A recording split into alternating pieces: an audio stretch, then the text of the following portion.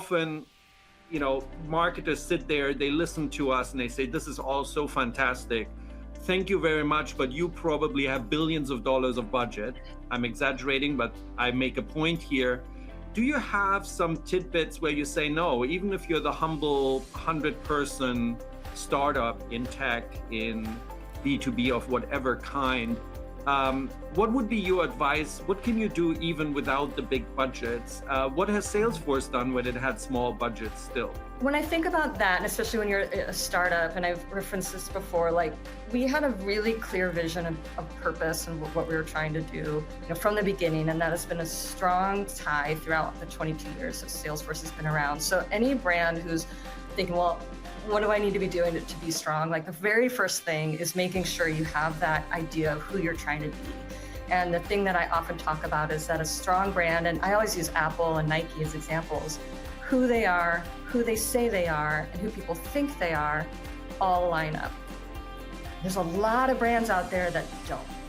And so the ones that don't never succeed as well as an Apple. So who you are, who you say you are, and who people think you are, all needs to be aligned. And a lot of people on the call might be thinking, yeah, I got that part.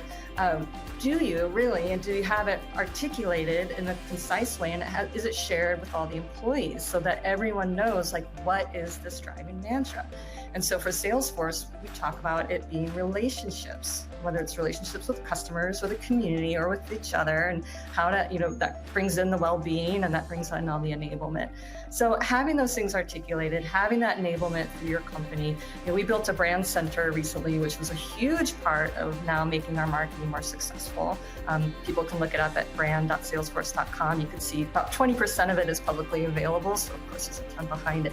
So having those internally, it all starts with the employees, so having those internal things.